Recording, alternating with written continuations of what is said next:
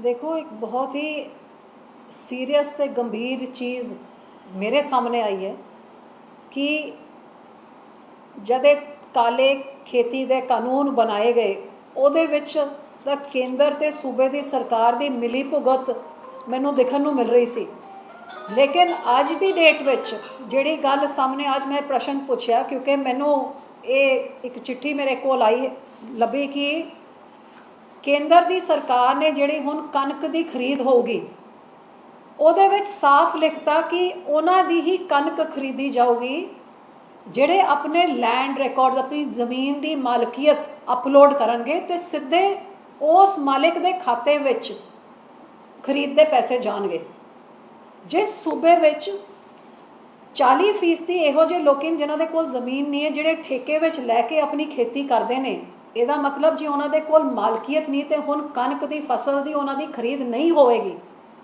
वो ताही होगी जे खेत का मालिक अपलोड करूगा कि आ मेरा ठेका इहदे नां हैगा। ते जिहड़ा टेनेंसी एक्ट हैगा जिहदे विच कहा गया कि जिहड़ा बंदा दिखाऊगा कि इस खेत विच इहदे विच मेरा मैं इत्थे ठेका लैंदा रहा है तो फिर कुछ समय के बाद वो मालिक भी अपने आप को दिखा सकता है, जिहदे करके कोई मालिक ये नहीं दिखाता कागज़ां विच कि ये मैं इस बंदे नूं अपनी ठेके दिती हुई है। सो ये केंद्र की सरकार ते कांग्रेस सरकार की एक इन वड्डी साजिश पंजाब के किसानों नूं एक बार फिर वड्डा झटका, वड्डा धोखा, वड्डा नुकसान जिहड़ा अगले महीने होगा। ये मेरा सवाल अज सीगा पार्लीमेंट के विच कि FCI ने जिहड़ा ये सर्कुलर दे के सूबे की सरकार नूं कहा है कि सिर्फ खरीद उन्हां दी कीती जाऊगी जिन्हां ने लैंड रिकॉर्ड अपलोड कीते ने ते सीधे पैसे उन्हां दे कोल जाणगे ते जिन्हां दे ठेके ते लित्ती है ज़मीन फिर वो अपनी फसल कित्थे बेचणगे। ते मैनूं जिस गल दा अफसोस हैगा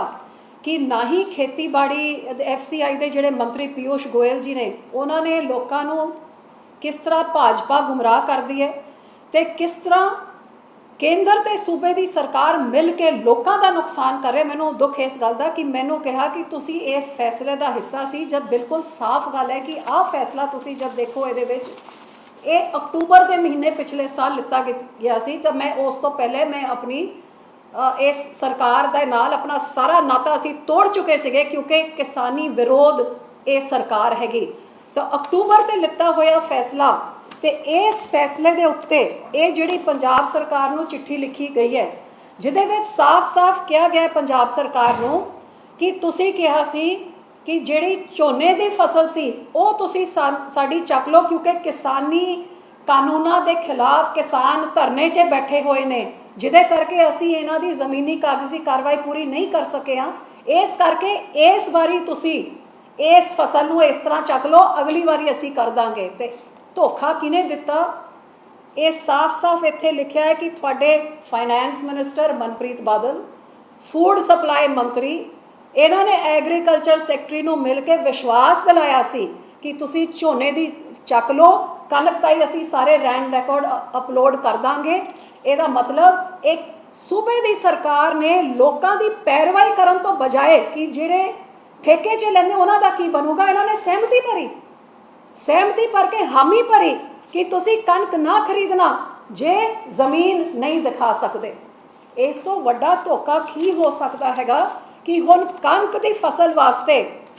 साफ करके केंद्र की सरकार ने कहता कि जिहदे कोल जमीन है सरकारी खरीद उहदी होगी, जिहदे कोल जमीन नहीं है तुहाडी कणक की फसल खरीदी नहीं जाऊगी। ये मिली भुगत जिहदे करके किसान आज डरे हुए ने, जिहदे करके वो सड़कों 'च बैठे हुए ने कि इस केंद्र की सरकार ने MSP का सिस्टम खत्म कर देना है, पंजाब की सरकारी खरीद का सिस्टम खत्म कर देना है। ये सारा खत्म करके किस राज्य को देना है? हुण जिथों मर्जी जिहड़ा किसान अपनी जमीन अपलोड करूगा उत्थों FCI खरीदोगी देश भर च। ते जिहड़ा पंजाब जिन्हें पंजाब के किसान ने अपनी जिंदगी लगाती, जब देश च ढिड भरन वास्ते अन्न नहीं होंदा सीगा, ग्रीन रेवोल्यूशन ला के जिन्हें खून पसीना बहा के जिस किसान ने अपनी मेहनत के नाल इस देश का ढिड भरन का काम किया है, पहले काले कानून ला के उस किसान के बच्चों के भविख च लत्त मारी, ਆੜਤੀਆਂ ਤੇ ਮਜ਼ਦੂਰਾਂ 'ਚ ਲੱਕ ਮਾਰੀ ਤੇ ਹੁਣ ਤਾਂ ਸਰਾਸਰ ਸਾਫ਼ ਕੈਪਟਨ ਦੀ ਸਹਿਮਤੀ ਦੇ ਨਾਲ ਇਹਨਾਂ ਨੇ ਆਉਣ ਵਾਲੀ ਕਣਕ ਦੀ ਫਸਲ ਵਿੱਚੋਂ ਖਰੀਦ ਖਤਮ ਕਰਨ ਦਾ, ਆਉਣ ਵਾਲੇ ਸਮੇਂ 'ਚ MSP ਖਤਮ ਕਰਨ ਦਾ ਇਸ ਸਰਕਾਰ ਦਾ ਮਨਸ਼ਾ ਬਿਲਕੁਲ ਸਾਫ਼ ਹੋ ਕੇ ਸਾਹਮਣੇ ਆ ਗਈ ਹੈ। ਤੇ ਦੁੱਖ ਦੀ ਗੱਲ ਕਿ ਇਹ ਸਰਕਾਰ ਦੀ ਤਾਂ ਮਨਸ਼ਾ ਕੇਂਦਰ 'ਚ ਜਿਹੜੀ ਸੀਗੀ, ਲੇਕਿਨ ਸਾਫ਼ ਜਿਹੜਾ ਕਹਿਤਾ ਕਿ ਤੁਹਾਡੇ ਫਾਈਨੈਂਸ ਮਿਨਿਸਟਰ ਤੇ ਤੁਹਾਡੇ ਫੂਡ ਸਪਲਾਈ ਮਿਨਿਸਟਰ ਜਿਹੜੀ ਸਹਿਮਤੀ ਦੇ ਕੇ ਆਏ, ਜਿਹੜਾ ਕਾਲੇ ਕਾਨੂੰਨਾਂ ਵਾਸਤੇ ਵੀ ਤੁਸੀਂ ਦੇਖਿਆ ਕਿ ਨੀਤੀ ਆਯੋਗ ਦੀ ਮੀਟਿੰਗ ਵਿੱਚ ਵੀ ਆਹੀ ਮਨਪ੍ਰੀਤ ਬਾਦਲ ਫਾਈਨੈਂਸ ਮਿਨਿਸਟਰ ਨੇ ਸਹਿਮਤੀ ਪਾਈ ਤੇ ਆਹੀ ਕੈਪਟਨ ਸਾਹਿਬ ਉਹ 7 ਮੁੱਖ ਮੰਤਰੀਆਂ ਦਾ ਹਿੱਸਾ ਸੀਗੇ ਜਿਨ੍ਹਾਂ ਨੇ ਕਾਲੇ ਕਾਨੂੰਨ ਵਾਸਤੇ ਵੀ ਹਾਮੀ ਦਿੱਤੀ। ਸੋ ਇਹ ਕਾਂਗਰਸ ਤੇ ਬੀਜੇਪੀ ਕਿਵੇਂ ਰਲ ਮਿਲ ਕੇ ਪੰਜਾਬ ਦੇ ਲੋਕਾਂ ਨਾਲ, ਪੰਜਾਬ ਦੇ ਕਿਸਾਨਾਂ ਨਾਲ, ਮਜ਼ਦੂਰਾਂ ਨਾਲ, ਆੜਤੀਆਂ ਨਾਲ ਜਿਵੇਂ ਧੋਖਾ ਕਰ ਰਹੇ ਨੇ, ਅੱਜ ਪਾਰਲੀਮੈਂਟ 'ਚ ਉਹ ਸਾਹਮਣੇ ਆਇਆ। ਤੇ ਦੁੱਖ ਦੀ ਗੱਲ ਆ ਕਿ ਧੋਖਾ ਤਾਂ ਜਿਹੜੇ ਦੋਨੋਂ ਕਰ ਰਹੇ ਨੇ, ਲੇਕਿਨ ਜਿਹੜੀ ਇੱਕ ਪਾਰਟੀ ਕਿਸਾਨਾਂ ਦੀ ਹੱਕਾਂ ਵਾਸਤੇ ਲੜਾਈ ਲੜ ਰਹੀ ਹੈ, ਜੇ ਅਸੀਂ ਨਾਤਾ ਤੋੜਿਆ, ਅਸੀਂ ਮੰਤਰੀ ਮੰਡਲ ਛੱਡਿਆ, ਕਿਸਾਨ ਦੇ ਹੱਕ ਵਿੱਚ ਛੱਡਿਆ, ਤੇ ਉਹਨਾਂ ਨੂੰ ਬਦਨਾਮ ਕਰਨ ਵਾਸਤੇ ਅੱਜ ਮੰਤਰੀ ਨੇ ਸਾਫ਼ ਕਹਿਤਾ ਕਿ ਅਸੀਂ ਇਹਨਾਂ ਫੈਸਲਿਆਂ ਦੇ ਹਿੱਸੇ ਸੀਗੇ ਜਦ ਇਹ ਫੈਸਲੇ ਅਕਤੂਬਰ ਦੇ ਮਹੀਨੇ 'ਚ ਲਏ ਗਏ, ਜਿਸ ਮਹੀਨੇ 'ਚ ਅਕਾਲੀ ਦਲ ਨੇ ਸਾਰਾ ਨਾਤਾ ਹੀ ਛੱਡਤਾ ਸੀ, ਜਿਸ ਫੈਸਲੇ ਦਾ ਨਾ ਸਾਨੂੰ ਪੁੱਛਿਆ ਗਿਆ ਨਾ ਦੱਸਿਆ ਗਿਆ। ਅੱਜ ਫਲੋਰ ਆਫ ਦਾ ਹਾਊਸ 'ਚ ਮੰਤਰੀ ਸਾਰੇ ਆਮ ਝੂਠ ਬੋਲ ਰਿਹਾ ਹੈ ਤੇ ਇਹਨਾਂ ਦੋਨਾਂ ਸਰਕਾਰ ਦੀ ਮਿਲੀ ਭੁਗਤ ਹੈ। ਮੈਂ ਤਾਂ ਲੋਕਾਂ ਨੂੰ ਕਹਾਂਗੀ ਕਿ ਬਾਕੀ ਵੀ ਦੇਖ ਲਓ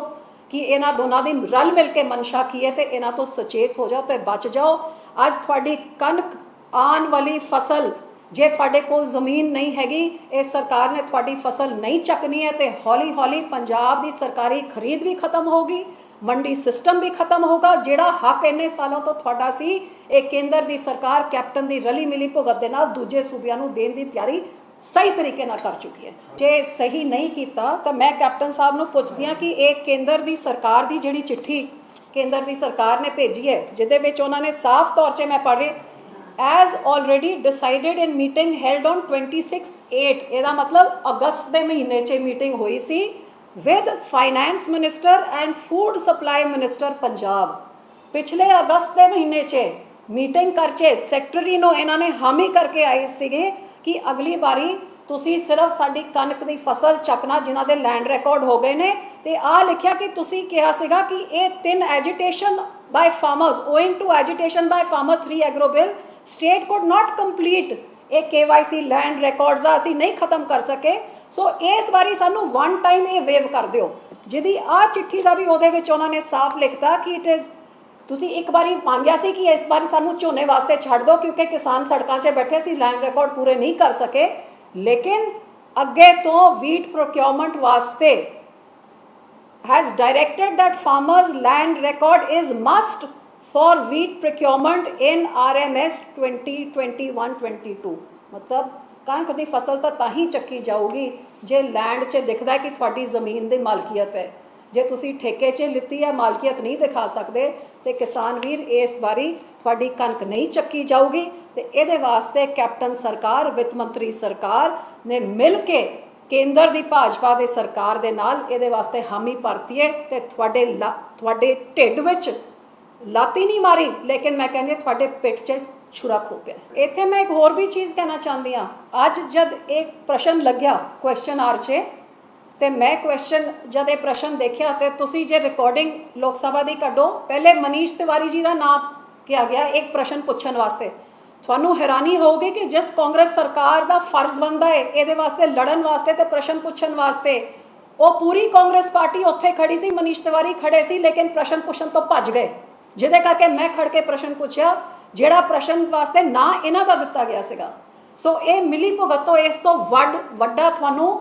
ਕੀ ਸਬੂਤ ਚਾਹੀਦਾ ਕਿ ਇਹ ਰਲ ਮਿਲ ਕੇ ਇਹ ਕੀ ਕਰ ਰਹੇ ਨੇ ਤੇ ਬਦਨਾਮ ਕਿਹਨੂੰ ਕਰ ਰਹੇ ਨੇ। ਮੰਤਰੀ ਕਹਿੰਦਾ ਕੇਂਦਰ ਸੂਬੇ ਦੀ ਸਰਕਾਰ ਨੂੰ ਪੁੱਛ ਲਓ ਤੇ ਮੇਰੇ ਉੱਤੇ ਇਲਜ਼ਾਮ ਲਾਉਂਦਾ ਹੈ ਕਿ ਮੈਂ ਇਹਦੇ ਹੱਕ 'ਚ ਸੀਗੀ ਜਦ ਮੈਂ ਸਵਾਲ ਪੁੱਛ ਰਹੀ ਹਾਂ, ਮੈਂ ਮੰਤਰੀ ਮੰਡਲ ਛੱਡਿਆ ਹੈ, ਅਸੀਂ ਆਪਣਾ ਨਾਤਾ ਇਹਨਾਂ ਦੇ ਨਾਲ ਕਿਸਾਨਾਂ ਮਗਰ ਤੋੜਿਆ ਤੇ ਇਹ ਕਿਵੇਂ ਰਲ ਮਿਲ ਕੇ ਝੂਠ ਬੋਲ ਕੇ ਉਹਨਾਂ ਨੂੰ ਬਦਨਾਮ ਕਰੇ ਜਿਨ੍ਹਾਂ ਨੇ ਕਿਸਾਨੀ ਵਾਸਤੇ ਆਪਣਾ ਸਭ ਕੁਝ ਛੱਡ ਹੀ ਨਹੀਂ ਦਿੱਤਾ। ਲੇਕਿਨ ਅਕਾਲੀ ਦਲ ਨੇ ਇਤਿਹਾਸ 'ਚ ਪੰਜਾਬ 'ਚ ਕਿਸਾਨੀ ਨੂੰ ਅੱਗੇ ਲਿਜਾਣ ਵਾਸਤੇ ਜੇ ਟਿਊਬਵੈਲ ਦੇ ਕਨੈਕਸ਼ਨ, ਬਿਜਲੀ ਪਾਣੀ ਮਾਫ ਹੋਏ, ਮੰਡੀਆਂ ਬਣੀਆਂ ਤਾਂ ਦੇਣ ਸ਼੍ਰੋਮਣੀ ਅਕਾਲੀ ਦਲ ਦੀ ਹੈਗੀ।